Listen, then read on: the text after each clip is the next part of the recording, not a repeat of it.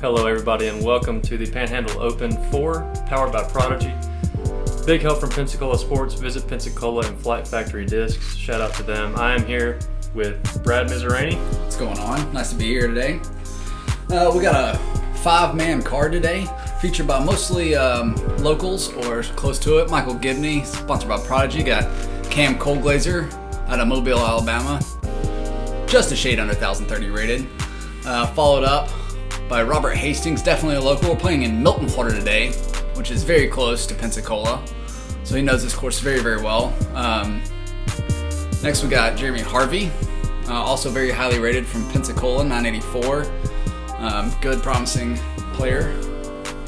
Then we got Colin Forehand, which you may see he's gone on tour a lot. He's from the South Alabama, Pensacola area, so great looking card to have here.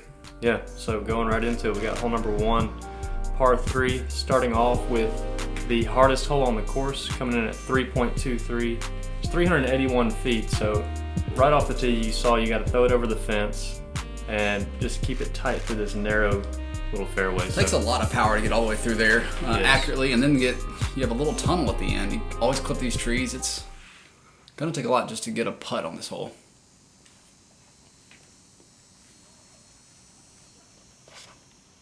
Ooh. One mistake you can't make here is throwing it too low into that fence.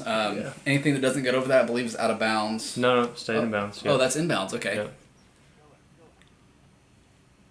Wow, that's an interesting play here. What a fantastic shot. That's unbelievable. Right. I thought that grass would be too thick, honestly, to roll that whole way, but that's... I think that small slope just kind of helps that play. I mean, if you get it down right, obviously, but Rob also going with the backhand option, just a little too high. But that's the trouble. As you can see, if you're going to miss the fence, it's a very small window. It's probably about, wow. I was going to say about a 5-foot window, unless you get creative here. Doesn't look like it worked out too well, though. I mean, the safe play is probably to do what Robert did. Land a little short and hopefully an easy up and down. Or you get aggressive and throw a roller. Looks like that's the pro play here, because that worked out beautifully. Yeah, 2 for 2. Twice. Yeah. A little bit of downhill putt, but I think that's edge of circle for both Cam and Colin. So, but yeah, so this is in bounds. It's kind of one of those natural OBs. You just don't want to be there because now he's got to deal with the fence again. And you see he's still short of the AM pad, and then you don't get any relief off that fence since it's not out of bounds anywhere. So getting over that makes it really difficult. Changes your angle up a little bit. But Michael makes a great shot there. Makes a great adjustment. Lands it flat. If you notice, it sloped down left. So if he gets to hyzering out on that pine straw, it could easily hit and flared down that hill. Yeah, good point.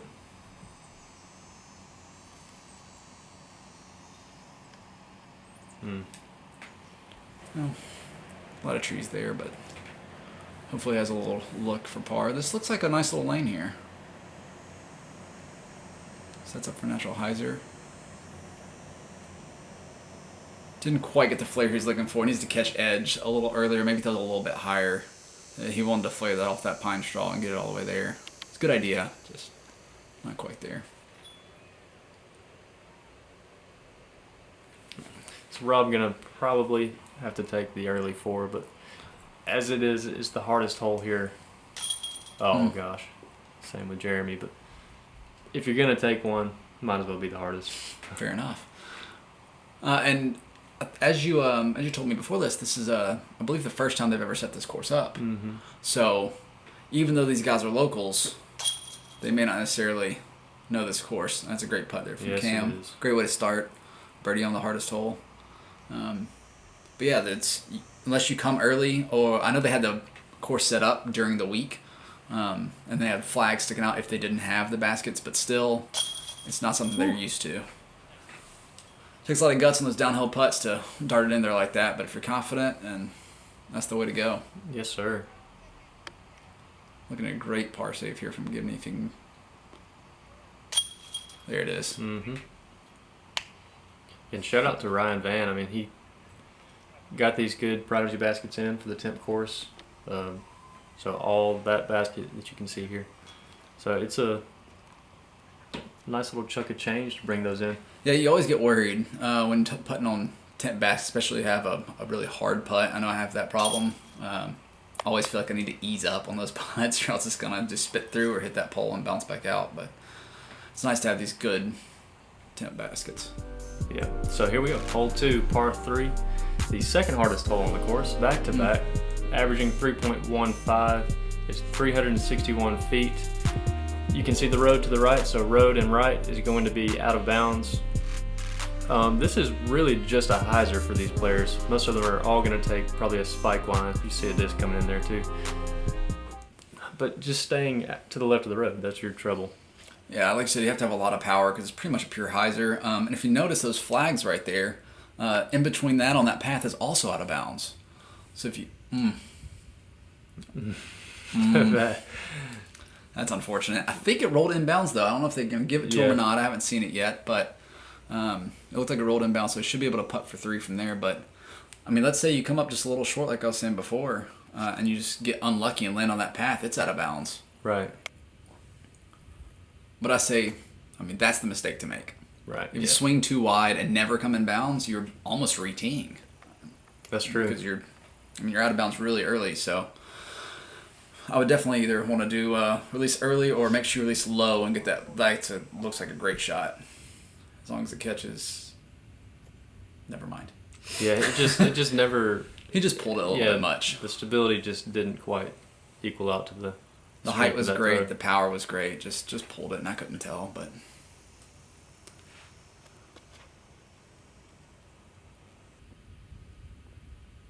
There we go. Mm-hmm. That looks great. Oh, yeah. Okay. That's the play then. Yeah. I don't know what I'm talking about. That's a perfect. Big answer from the bogey on hole 1. So nice to park this one. And to be honest, now that we're watching, I'm a little surprised this is the second hardest hole on the course. Just because it's a hyzer shot. Yeah. I guess just trying to get it there full hyzer maybe just brings the out of bounds so much into play. I think because a lot of these players know that they can get it there pretty easily. I mean, a player like myself, I can get it 361, but I'm probably playing it safe and playing overstable and just making sure I get in balance, if anything, taking my easy 3. But I don't know what the wind was like or anything like that, so maybe it was pushed Gibney out a little right. So card determined it was OB. There was a clear pavement line there, so. Oof. Then the unusual. Yeah, I probably just frustrated and just didn't capitalize on that lucky break, but. That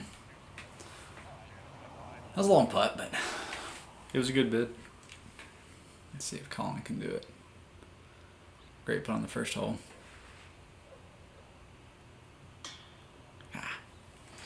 Didn't adjust. When you're down on that knee, you really got to adjust your height a little bit. You got to aim just a little bit higher, get the nose up just a little bit more, and make sure it rises above there, the basket.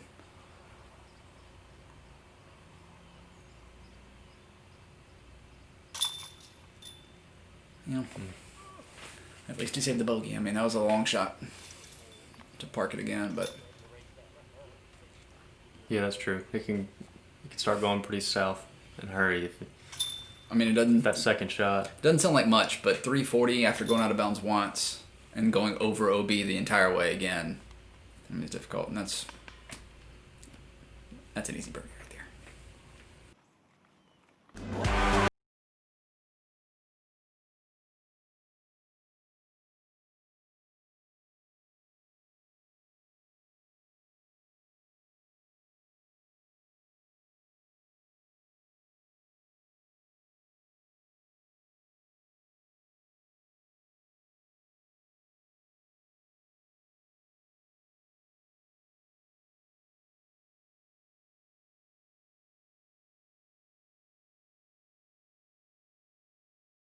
To Pensacola, just for all the support here.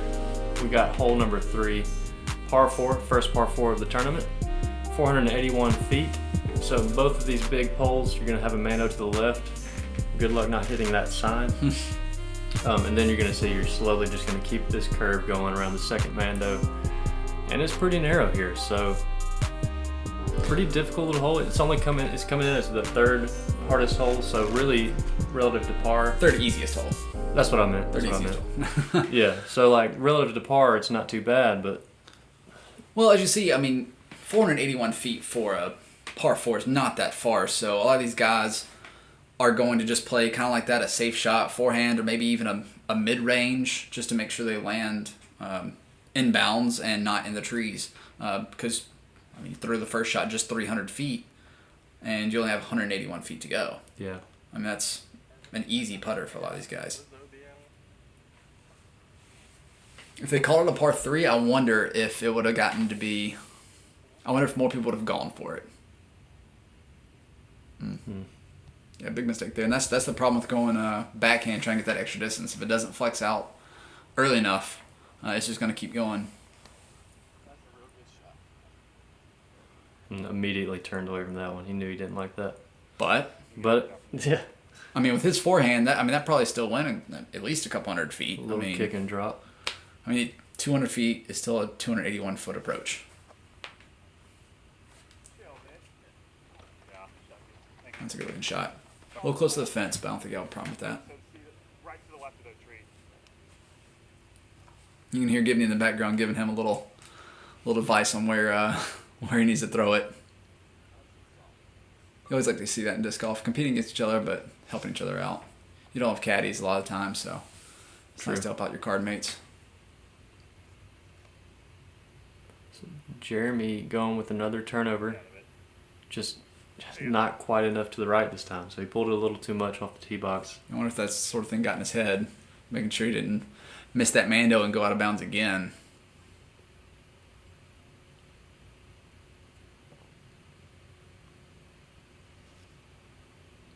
And you see where the difficulty lies here. See, all these guys are close to the fence, and that angle is not easy to get around the Mando and then not go so far left to the trees. That's a very difficult shot if you end up far right, and that's the problem with the forehand off the tee, is it can cut off your angle on the second shot.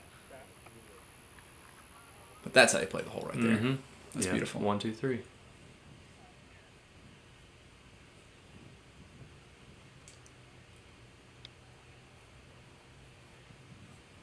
And he even hit the Mando sign and still going to come away with an easy par. That was a good look there from Jeremy. That was to save par, I believe. Yeah, because that's right. He had the OB stroke. Mm-hmm.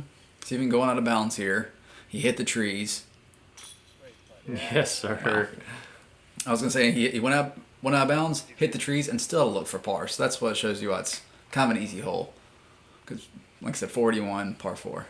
Great putt from Cam. Or, you could just go 1, 2, and then 60-foot putt. Easy. 50-foot putt, maybe.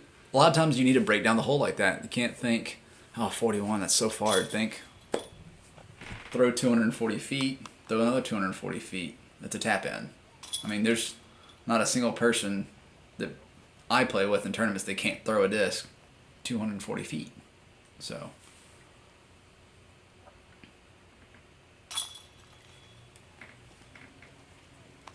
I guess the biggest issue is doing it accurately. Right.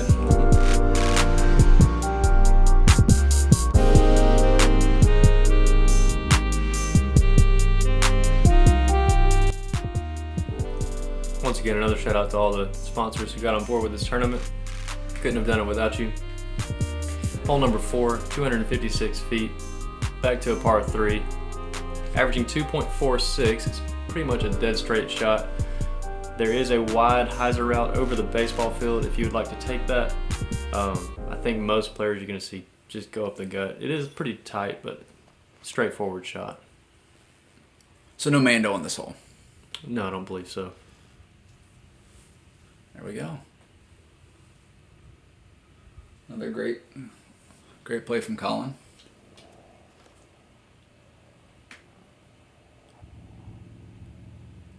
I wonder if that pole just to the right of them is getting in the way of that hyzer shot.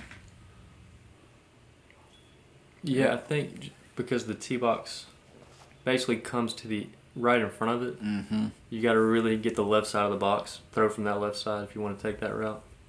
We can throw off the back of it if it helps, but you see these guys are making pretty easy work of a straight shot, even though they all definitely have the power to throw a big hyzer.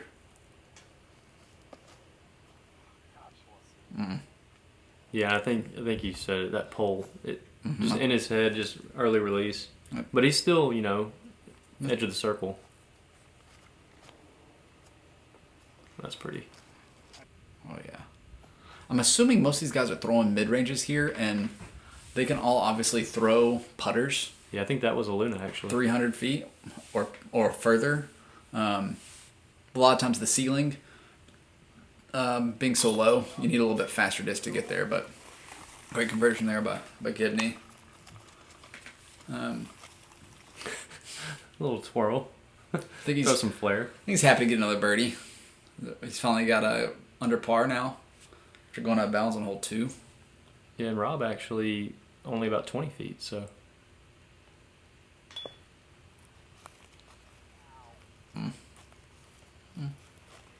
Looks like he stuck his hand in something. May have been a bee. I want to say I remember him saying he might have got stung by something right there. All right, I saw somebody post that there were some hornets or wasps somewhere on the course, so you never know. Maybe that was one of the spots, but I'd have been running away really fast if that was it. Yeah, power to him for just putting it anyway, just staying in there. Looks like everyone else is gonna follow up, and 4 out of 5 birdies, not so bad. You expect that out of a good feature card, where I think the lowest rated person is like 975, so Yeah. should be pretty easy hole for all of them. Disappointing miss for Rob, but he'll get it back soon, I'm sure.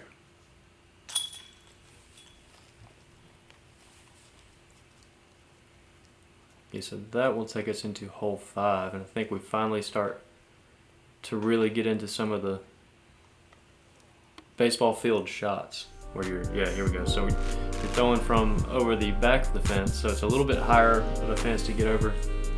377 feet, so that's pretty good ways to throw that trajectory.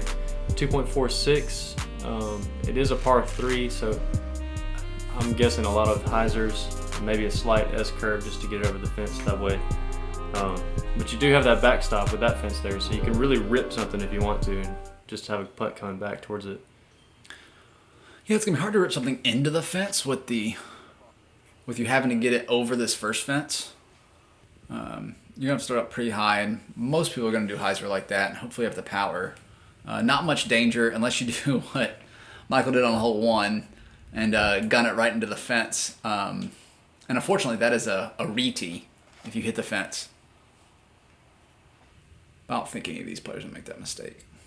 They're all warmed up now. There we go. Yeah, that was smooth. Good height, just a couple feet over the fence off the tee box. I think they're all going to come up a little short just because that fence is so close, and you do have to throw it so high that if Cam guns it, he's going to go over the fence. Yeah. No point in risking that. And Gibney says, I'm not coming up short. Show you, Brad.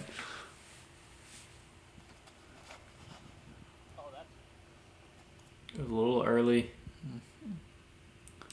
I want to say the dirt might have been out of bounds, but I think he's safe there. I could be wrong That's on not on that. the dirt either way. So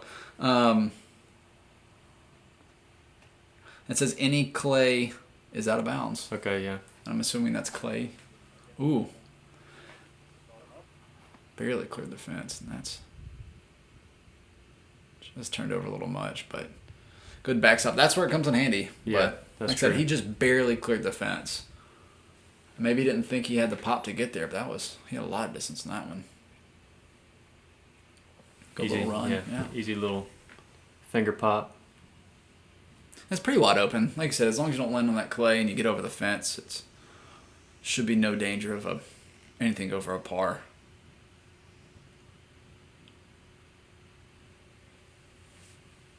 From downtown. Okay. Let's go. Walk it out. That looks so easy. That had to be 50 feet, and I don't think you... I will say, I mean, his spin putt the way it just glides in and just stays on that same line is really pretty. If you notice, he has a lot of hinges. I mean, his shoulder, his elbow, it stayed in, Michael. It's okay. He just has the shoulder, he has the elbow, he has the wrist, and does them all at once, and he gets a lot of power with that. It comes out real smooth.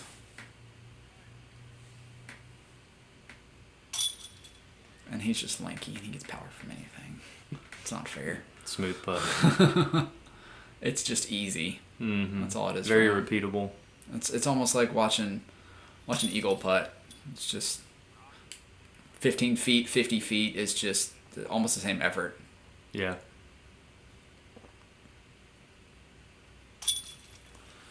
As Rob cleans up. There we go. Was that 3 birdies, 2 pars? It's not bad. Yeah, so hole 6, 339 feet, 2.54. This is a pretty shot. So you're going to throw just down this alley here between the fields. Probably going to maybe slightly flex something to the right and have it fade back a little bit. There is out of bounds to the left side of the green. Maybe the backside too. I'm not sure about the backside, but very pretty green. As Colin's showing off his Zach Milton. Oh, nice. Well sack. But yeah, we should see some pretty little backhands here. This almost sets up like hole 4, except for just you don't quite have a straight shot, and obviously it's a bit longer. I think, yeah, throwing something with just a little bit of stability on a hyzer. I think the bigger arms will throw something more overstable. That was probably something like an H1 or something that bites pretty hard, so it doesn't go too far. I would not have that problem going too far, so max distance.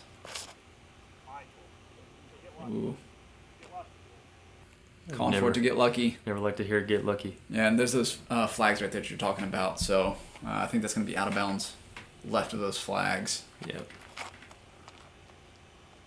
That's the way all these guys are starting out, right? That makes sense. You don't want to go too far left. Better to be safe. Ooh. These hyzers. Yeah, great shot right there. Mm-hmm. You got to wonder if that's something they think about, like, because out to the right, just outside the circle, it looks like nice plush grass, and it's not going to get much of a skip, but you get closer, and it's going to flare up too much. Do you think? I wonder if they're trying to hit the edge of the dirt and flare it up, or they're trying to get a smooth. Talk about smooth. Or try to hit the basket. And that came in so soft. I don't know what that was. I think it might be a mid-range, which would make sense. Yeah, that had to have been a buzz. Makes sense. I mean, if I had the power, that's what I would throw. Something like a buzz. Comet. Yeah, because that came in at the bottom of the pole and just slid 10 feet, 15 feet max. So Gibney here, yeah, looking for his 3. Great putt. Yeah, and he's putting really well so far. Mm-hmm. He's just having a little bit of struggles off the tee. I mean, hole 1, he hit the fence. Hole 2, he yanked it out of bounds. This hole, he went out of bounds. But yet, he's still 2 under par. Right. I mean, that's pretty impressive.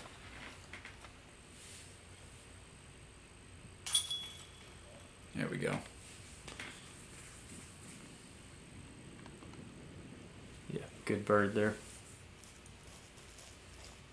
It should be easy cleanups for a lot of these guys, but as we've seen, even the great players, 980 plus players, can still struggle on the putting green sometimes. I mean, uncomfortable with the temp baskets, new course.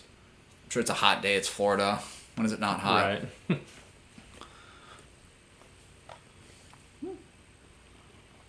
So Colin, I think, the only one actually. The bird. I don't know. He didn't get it. Maybe he's just jealous of everyone else. Maybe I don't know. Hole 7, 417 feet. Pretty hole going towards the fence. You can barely see it through the shade of the trees there on the left side.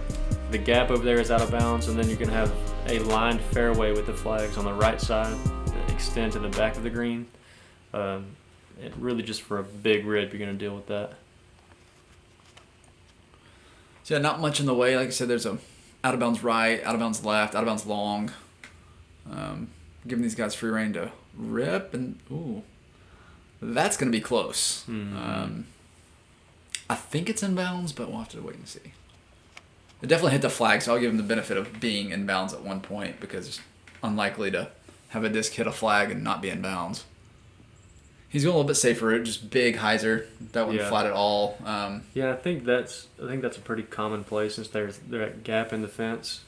If you go at the basket and skip through, you're looking putting for 3. So. Oh, he didn't like it. Did he get turned over? Oh yeah, way turned over. Score a point for the home team. He must be the away team. Now that's trusting your disc right there. Yeah. He threw it right at the basket. He knew exactly what I was going to do. He knew how far. Yeah, I mean, pretty safe play, but I couldn't imagine myself throwing it right at the basket like that. Knowing that gap, like you said, was there. Mm-hmm. Same thing here. Ooh, that one's in trouble. Oof. Still safe. Yeah, golly. Wow. 20 more feet, just straight into the trees. And that would have been his third out of bounds drive in 7 holes. So it looks like he's playing from his out of bounds spot. That's where they gave him. And that's in danger of going out of bounds again. Sure is. That got away from him quickly. You got to wonder why I didn't play something overstable out to the right and just skip it in. Oh, God, I thought that was out of bounds flag for a second. This must be a CTP hole. I was like, man, that is close to the basket. Oh, dang. Little step through putt. Not quite as high as he wanted to, but, I mean, he's been making all his putts, so he's down for one letdown every now and then. Same with Gibney. Yeah. Hey, he makes all his putts when he's saving 3. So, Cam is out of bounds off the drive. Wow, that's uncharacteristic. It really was. It's just not his typical putting stroke. I mean, that's happened both the times he went out of bounds. Just not refocusing to get it.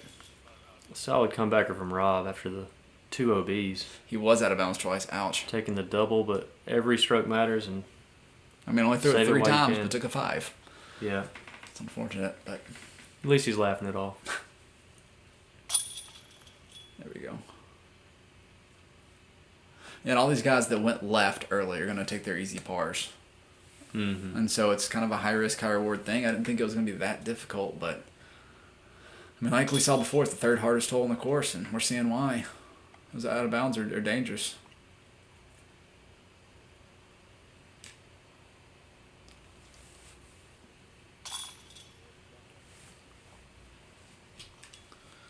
So Jeremy will clean up and take us into hole number 8. Just like that. And yeah, so Colin actually leading the way with 4 under, putting a good round together. Cam right behind him. So here's hole 8, 311 feet, 2.54, coming right in the middle of the pack, 9th hardest hole. This is just a straight up hyzer. Every player's going to throw it. The trouble is going long. There are some flags back there. I think it's, circle's edge and obviously left of the fence, but I just don't see that happening. Yeah, I wish we had a lefty on the card because I want to see them throw this hole left without a forehand at least. I can't tell if that's too long or not, but the spotter was getting out of the way, so that does not bode well. He may have been, actually. Can't remember. There we go with what I'm assuming is a mid-range. Threw it pretty straight and had a soft landing. Here we go with I think he meant throw a lot higher. If you look at his eyes, he was looking so high up. Yeah, that would make sense since it just stayed straight. I think that's why. I think just release a little bit early, a little low. That's, I think, more what Michael was trying to do. Yeah. Wow. There was a small, just a tiny left to right wind, which is obviously not much. You got the trees right there. But still, even a little bit left to right with them throwing these hyzers, it's going to hit the face of that disc, and it's going to basically push it down coming on those hyzers. So that might actually work out a lot better. There you go. Mm-hmm. Even though it looked out of his hand like it was going to be way left, because that left to right is pushing on that face of that disc, it's going to push it down. Kind of kill the energy. Oh! He thought he had it. Oh. he called it. He looked at me and said, "You got a good angle?" I was like, "Yeah." He's feeling good. Almost had it. He's really close to having a good round. He's had good putts. He's been out of bounds a couple times and really close on a couple putts, but still not far out of it. So Jeremy actually inbounds. So yeah. Okay, yeah. So he's looking at his birdie here. Not too bad. Oof. Simmer. Samadana. There we go. See See if we can get a birdie. Well, not yet. I'm pretty surprised. I figured this one's gonna light it up on some twos. Yeah, it Only seemed pretty 311 easy, feet. but I don't know. I wasn't there. Hard to say, but seems like a pretty easy hole. I think coming off that last hole, I think they were pretty disappointed, and the two guys that flipped their disc out of bounds right, so maybe they just got a little scared of doing that again. Left a little short, but come on. There we go. Yeah, there's this one. That's two big answers from a bogey or worse hole from Rob. So one, he bogeyed, answered it with a birdie on two. Same with 7, took the double.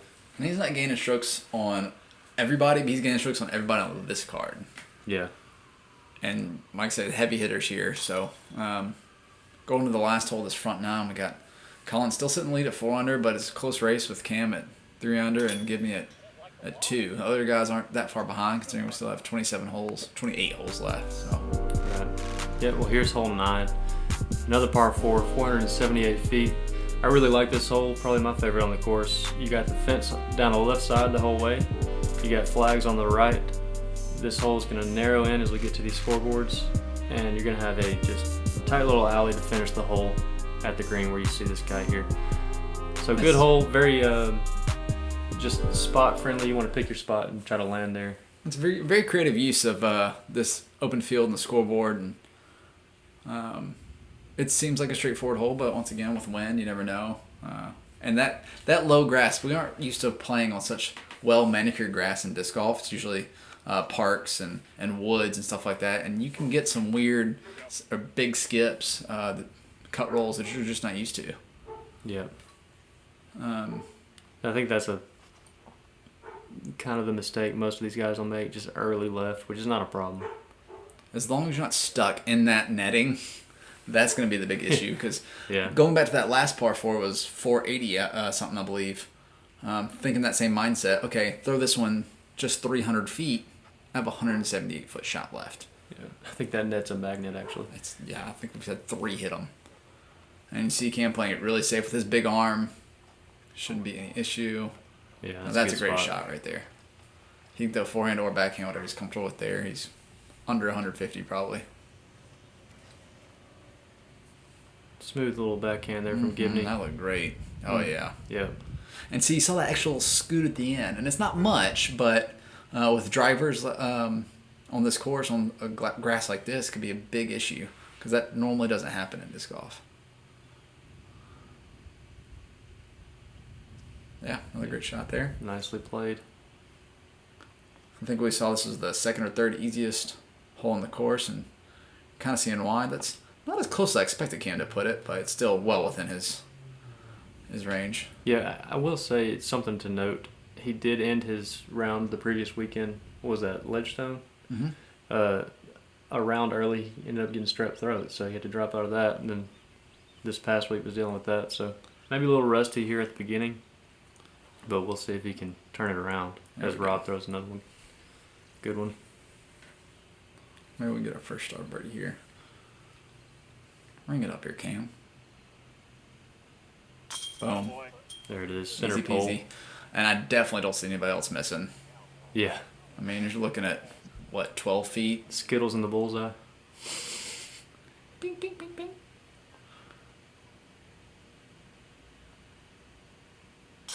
There we go.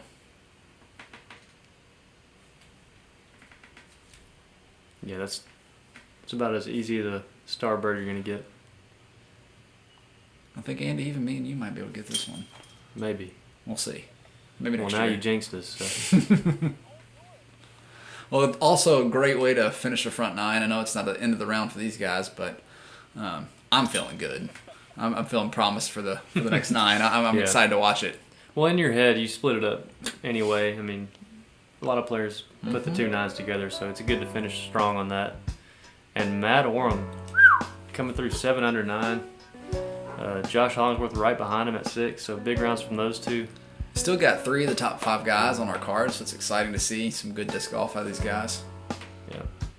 And there you see Rob and Jeremy 1 under right now, but it's not too much trouble. It's early on in the tournament. You got a lot of disc golf left. Getting their feet wet, man. Yeah. Like I said, they're both locals, so as long as they hang in there this round, then next round will be their home course, so maybe they can make a move. Yeah. As always, appreciate you guys for watching. Stay tuned for the back nine coming your way. See y'all later.